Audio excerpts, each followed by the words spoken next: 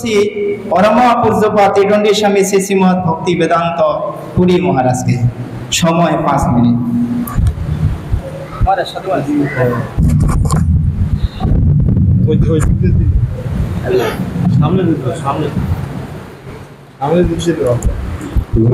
गौरचंद्राय राधिकायै सदालये कृष्णाय कृष्ण भक्ताय तद्भक्ताय नमो नमः। वाञ्छाकल्पतरुभ्यश्च कृपा सिन्धुभ्यैव च पतितानां पावनेभ्यो वैष्णवेभ्यो नमो नमः। सर्वाग्रे परमाराध्यतम मति गुरुपाद पद्म जगद्गुरु नित्यलाभ विष्णु विष्णुपाद अष्टोत्तर श्री श्रीमद् भक्ति वेदांत बामन गोस्वामी महाराज रातल श्री चरण सरोजे ये दासाधमेर अनंत कोटि दंडवत नति ज्ञापन मदीय शिक्षा गुरुद्वय परम गुरुपाद पद्म नित्यलाभ विष्णु विष्णुपाद अष्टोत्तर श्री श्रीमद् भक्ति प्रज्ञान केशव गोस्वामी महाराज सपार्षद केशव गोस्वामी महाराज चरणे ये अनंत कोटि दंडवत नति ज्ञापन जगद्गुरु नित्यलाभ विष्णु विष्णुपाद अष्टोत्तर श्री श्रीमद् भक्ति सिद्धांत सरस्वती गोस्वामी ठाकुर प्रभुपाद सपार्षद श्री प्रभुपाद चरणे এই দাসাদামের অনন্ত কোটি দণ্ডবত প্রণতি জ্ঞাপন করে তাহাদের অহৈতুকী কৃপা প্রার্থনা করি। সোপান গুরুবর্গ গৌরী আচার্যবর্গ উপস্থিত সভাপতি মহারাজ ধাম ভূষণ সড়ক দণ্ডপাতগণ ব্রহ্মচারীগণ বৈষ্ণবীবৃন্দ শুধু সজ্জন বৃন্দ মন্ডলের চরণে আমার যথাযথ দণ্ডবত প্রণতি। আজ বড়ই শুভ দিন। नित्यलीला प्रविष्ट विष्णुपाद अष्टोत्तर श्री श्रीमद् भक्ति हृदय बनु गोस्वामी महाराजेर तिरुभाव तिथि तार चरणे आमी अनंत कोटि दंडवत प्रणति ज्ञापन करे पुष्पांजलि अर्पण करी। तिनि आमार प्रति प्रसन्न हन।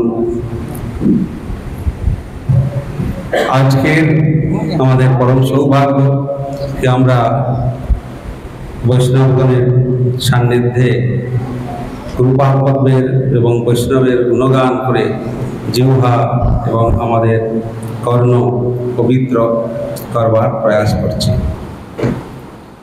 भक्तिहृदय गुरुदेव गोस्वामी महाराजेर आमरा बाल्यकाल থেকে दर्शन পেয়েছিলাম। এটি আমাদের পরম সৌভাগ্য। কিন্তু আমরা তখন বাল্যকাল, কত অনুভূতি নাই।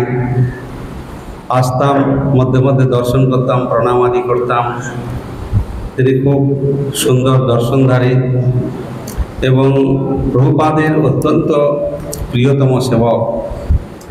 প্রভুপাদ জগতে যে শুদ্ধ ভক্তি ধারা, বিশেষ করে 13টি অপসম্প্রদায় হতে মুক্ত হয়ে যে বিশুদ্ধ মহাপ্রভুর প্রেমভক্তি ধারা তিনি জগতে প্রচার প্রসার করেছেন। পৃথিবীর সর্বত্র, পৃথিবীতে আছে যত নগরাদি গ্রাম, সর্বত্র প্রচার হইবে মোর নাম, এই কথার সার্থকতা এই বন গোস্বামী মহারাজের দ্বারাই তিনি সেটা প্রকাশ করেছিলেন। প্রভুপাদ তিনি বিদেশে যাননি, কিন্তু প্রভুপাদের অত্যন্ত প্রিয় বাগ্মী প্রবর প্রভুপাদ তাকে উপাধি প্রদান করেছিলেন এবং অত্যন্ত অল্প বয়সেই অত্যন্ত তার প্রতিভা, তার তীক্ষ্ণ বুদ্ধি এবং হরিকথার পরম মাধুর্য নিয়ে তিনি আসমুদ্র হিমাচল সমস্ত ভারতবর্ষের সর্বত্র তিনি প্রচার করতেন।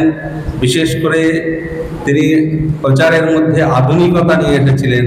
সমস্ত কলেজ ইউনিভার্সিটি থেকে শুরু করে যুব সমাজকে তিনি অনুপ্রাণিত করতেন এবং প্রভুপাদ কি বস্তু দিতে এসেছেন, প্রভুপাদ এর সেই সমস্ত বিচারধারা, ভাবধারা তিনি যুব সমাজের মধ্যে, হৃদয়ের মধ্যে প্রবেশ করিয়ে দিতেন। এবং পরবর্তীকালে প্রভুপাদের আদেশেই, তার ইচ্ছায় তিনি বিদেশেও তিনি গমন করেছেন এবং প্রচার প্রসার করেছেন। সেখানে কবিগুরু রবীন্দ্রনাথ ঠাকুর বলেছিলেন যে আপনারা প্রচারে যদি বিদেশে যান তাহলে আগে ইংল্যান্ডে না গিয়ে অন্যত্র যান, নাকি বলেছিলেন। হ্যাঁ, ইংল্যান্ড তখন পরাধীন ভারতবর্ষ। হ্যাঁ, তখন বললেন যে আপনি এরা ইংল্যান্ড তারা উন্নাসিক, তো তারা গ্রহণ করবে না। তার থেকে জার্মানে যান, প্রথমে জার্মানে যান। আর ভক্তিদেব বনদেব গোস্বামী মহারাজ তিনি প্রথমে কোথায় ইংল্যান্ডে গিয়েছিলেন নাকি? ইংল্যান্ডে গিয়ে তিনি প্রচার করেছিলেন এবং সেখানে রাজা এবং সমস্ত অক্সফোর্ড আদি যত যত সব বিখ্যাত সেমিনার হলে সেখানে বক্তৃতার দ্বারা সকলকে আকর্ষণ করেছিলেন। অদ্ভুত আকর্ষণী শক্তি তার। ইংরাজি ভাষায় খুব দক্ষ এবং খুব উচ্চকোটির বক্তা। তিনি ভক্তিরসামৃত সিন্ধু ট্রান্সলেট করেছিলেন। তো এইরকম বক্তা তখনকার দিনে খুব বিরল। তার বাগ্মিতার দ্বারায় তিনি সকলকে আকর্ষণ করতেন। পরবর্তীকালে তিনি জার্মানেও গেছেন, জার্মানে গিয়ে জার্মান ভাষাও খুব অল্প সময়ের মধ্যে শিখে নিয়েছেন এবং জার্মানরা খুব ভারতীয় সংস্কৃতিতে খুব আগ্রহী। সেখানে তিনি প্রচার প্রসার করেছেন সমস্ত বড় বড় শহরে এবং সেখান থেকে কিছু ভক্ত সংগ্রহ করে নিয়ে এসেছিলেন। পরবর্তীকালে প্রভুপাদের চরণাশ্রয় করেছেন। প্রভুপাদের কাছে বড় বড় গুণীজনকে তিনি নিয়ে এসেছেন। বড় বড় গুণীজন, রাজা থেকে শুরু করে, জমিদার থেকে শুরু করে সমস্ত সমাজের উচ্চকোটির লোকে প্রভুপাদের চরণে নিয়ে এসে তাদেরকে শুদ্ধ ভক্তি প্রদান করিয়েছেন। এইরকম বড় অবদান তিনি বিদেশে যে প্রচার করে তিনি যে ভিত্তি স্থাপন করেছেন বা বীজ বপন করেছেন, সেইটাই বিকশিত হতে হতে আজকে সারা পৃথিবীতে এইটাই এখন অনেক প্রচার সহজ হয়ে গেছে। আজকের দিনে যে কেউ গিয়ে প্রচার করতে পারছে। অতি সাধারণ ব্যক্তিরাও বিদেশে আদর পাচ্ছে, প্রচার পাচ্ছে, কিন্তু এর মূল ভিত্তি এই প্রভুপাদ তার দ্বারাই করেছিলেন বলেই সেই জন্য তার কাছেই সকলে আমরা ঋণী। তিনি এই প্রকার প্রচার প্রসার করে আমাদের সকলকে আকর্ষণ করে আনতেন।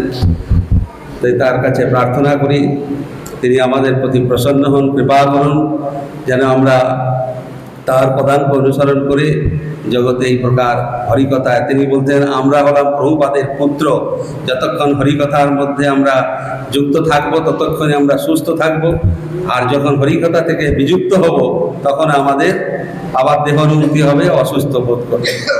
বাঞ্ছা কল্পতরুভ্যশ্চ কৃপা সিন্ধু ভৈবচ পতিতানাং পাবনেভ্যো বৈষ্ণবেভ্যো। হরে কৃষ্ণ।